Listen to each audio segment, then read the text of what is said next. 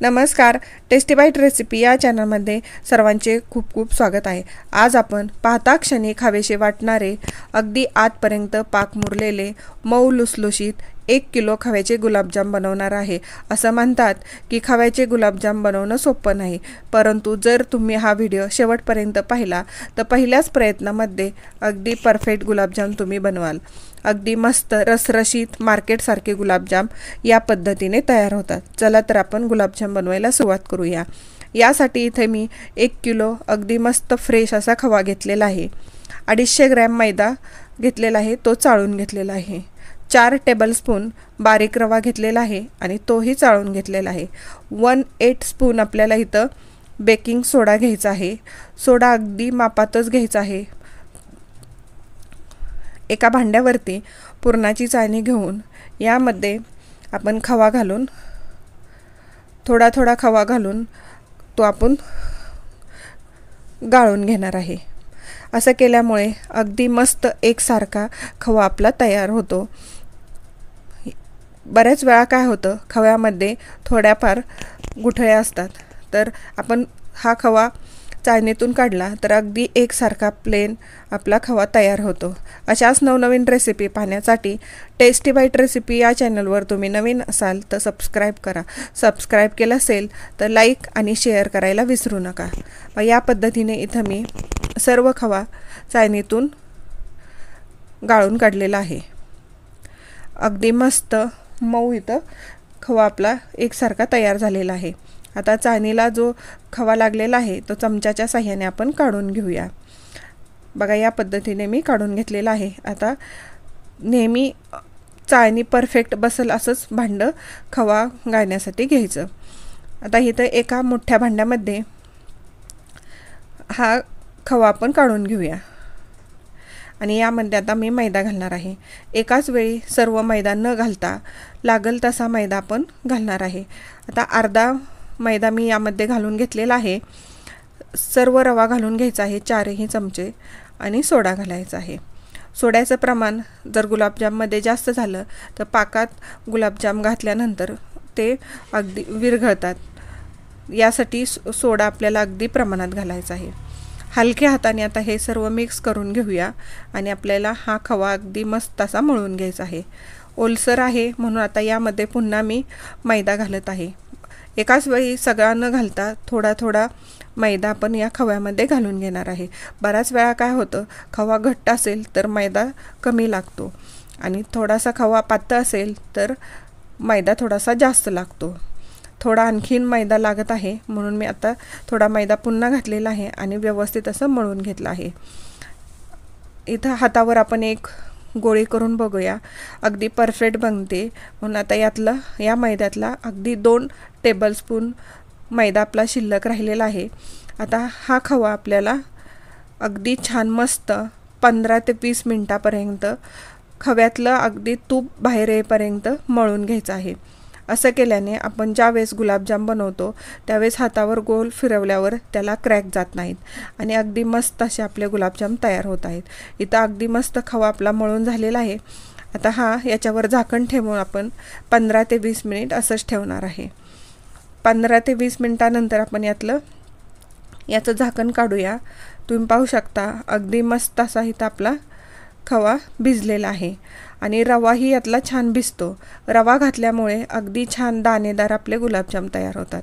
आता यातला एक मी चपातीच्या आकारा एवढा गोळा घेतला आणि त्याचा आपण रोल करून घेऊया। बघा, या पद्धतीने इथं मी आता रोल करून घेतलेला आहे आणि चाकूच्या साहाय्याने आपण तो कट करून घेऊया। असं केल्यामुळे अगदी एकसारखे आपले गुलाबजाम तयार होतात। रोल कट करून झालेला आहे। आता यातला एक गुलाबजाम मी तुम्हाला हातावर बनवून दाखवते। अगदी छान गोल असा मस्त आपला इथं गुलाबजाम तयार झालेला आहे। याच पद्धतीने आपण सर्व गुलाबजाम करून घेऊया। तुम्ही पाहू शकता ह्याला क्रॅक न जाता अगदी मस्त एकसारखे आपले गुलाबजाम तयार होत आहेत। गुलाबजाम तयार करून घेऊया, तोपर्यंत आपण पाक बनवूया। यासाठी इथे मी 1.5 किलो साखर घेतलेली आहे। साखर ही एका भांड्याने मोजून घ्यायची आहे आणि जेवढी भांडं साखर होती तेवढंच आपल्याला पाणी घ्यायचं आहे। आता साखर आणि पाणी मी एका मोठ्या भांड्यामध्ये घातलेलं आहे आणि हे भांडं गॅसवरती ठेवूया। गॅसची फ्लेम फुल करून सतत हलवत आपल्याला ह्याला उकळी आणायची आहे. सतत हलवल्यामुळे साखर पातेल्याला लागत नाही, यासाठी आपल्याला सतत हलवत राहायचं आहे. बघा इथं पाण्याला उकळी यायला सुरुवात झालेली आहे. आता यामध्ये मी 8 ते 10 हिरवी विलायची टेचून घेतलेली आहे, ती घालत आहे. यानंतर थोडंसं केशर घालत आहे. केशर घातल्यामुळे पाकाला कलर छान येतो आणि गुलाबजामची टेस्टही मस्त लागते. केशर घालणं ऑप्शन आहे. आता या पाकाला छान अशी उकळी आलेली आहे. गॅसची फ्लेम लो करून 5 मिनिट आपण हा पाक उकळून घेणार आहे. आपल्याला याचा गोळीबंद पाक न करता पातळच पाक ठेवायचा आहे, तर फक्त लो फ्लेमवरती आपण 5 मिनिटं हा उकळणार आहे. बघा 5 मिनिटं झालेले आहेत. आता गॅसची फ्लेम बंद करून हा पाक आपण थंड होण्यासाठी ठेवूया. इथं तुम्ही पाहू शकता अगदी मस्त असे आपले गुलाबजाम सर्व बनवून तयार झालेले आहेत. गॅसवरती कढईमध्ये तेल गरम केलेलं आहे आणि तेल आपल्याला जास्त गरम न करता थोडंसंच गरम करून घ्यायचं आहे. गॅसची फ्लेम लो ठेवून तेलामध्ये एक एक करून आपण गुलाबजाम घालून घेणार आहेत. खूप जास्त नाही आणि कमीही नाही.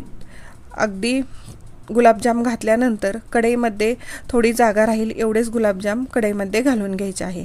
आणि तेल नेहमी गुलाबजाम कढईत तेलामध्ये बुडून वरती तेल राहील एवढं तेल घालायचं आहे. आता 1 मिनिटभर आपल्याला हे न हलवता 1 मिनिटानंतरच हलवायचे आहेत आणि तेही गुलाबजामला जास्त धक्का न लावता अगदी हलक्या हाताने हलवायचे आहेत. बघा तुम्ही पाहू शकता गुलाबजामचा कलर थोडासा लालसर यायला लागलेला आहे आणि ते आपण हलक्या हाताने हलवून घेतलेले आहेत. लो फ्लेमवरतीच आपल्याला इथं गुलाबजाम तळायचे आहेत आणि सतत हलक्या हाताने हलवल्यामुळे अगदी मस्त गुलाबजाम भाजले जातात आणि ते फुटतही नाहीत. या पद्धतीने आपल्याला अगदी गुलाबजामचा कलर चेंज होईपर्यंत आपल्याला तळून घ्यायचा आहे. 5 मिनिट झालेले आहेत. गुलाबजाम आपले मस्त लालसर कलर व्हायला लागलेले आहेत, पण आणखीन थोडा लाल कलर होईपर्यंत आपण तळून घेणार आहे. कारण थोडासा लाईट कलरमध्ये जर गुलाबजाम आपण काढले तर पाकात घातल्यानंतर आणखीन लाईट होतात. त्यासाठी थोडासा डार्क कलरचेच आपल्याला इथं गुलाबजाम तळायचे आहेत. बघा इथं माझे गुलाबजाम तळून झालेले आहेत, एका प्लेटमध्ये काढलेले आहेत. पाक आपल्याला थोडासा कोमट करून घ्यायचा आहे. कोमट पाकामध्ये तळलेले गुलाबजाम घालायचे आहेत आणि गुलाबजाम घातल्यानंतर पाकामध्ये ते व्यवस्थित असं हलवून घ्यायचं आहे. याच पद्धतीने आता आपण राहिलेले सर्व गुलाबजाम तळून घेऊया आणि तळले की पाकामध्ये घालून घेऊया. आणि प्रत्येक वेळेस गुलाबजाम घातल्यानंतर पाक आपल्याला असा थोडासा हलक्या हाताने हलवून घ्यायचा आहे. अशाच पद्धतीने इथे मी सर्व गुलाबजाम करून घेतलेले आहेत आणि पाकामध्ये घातलेले आहेत. आणि असंच आपल्याला 5 ते 6 तास पाकामध्ये गुलाबजाम मुरत ठेवायचे आहेत. 5 ते 6 तासानंतर तुम्ही पाहू शकता अगदी मस्त आपल्या इथं गुलाबजाम तयार झालेले आहेत. आता हे आपण एका बाउलमध्ये काढून घेऊया. तुम्ही पाहू शकता अगदी मस्त रसरशीत असे आपले गुलाबजाम तयार झालेले आहेत. एक गुलाबजाम मी कट करून दाखवते. अगदी आतपर्यंत गुलाबजाममध्ये पाक मुरलेला आहेत. अतिशय सुंदर, पाहता क्षणी खावेसे वाटणारे अगदी मस्त गुलाबजाम आपले इथे तयार झालेले आहेत. या पद्धतीने तुम्ही नक्की गुलाबजाम बनवा.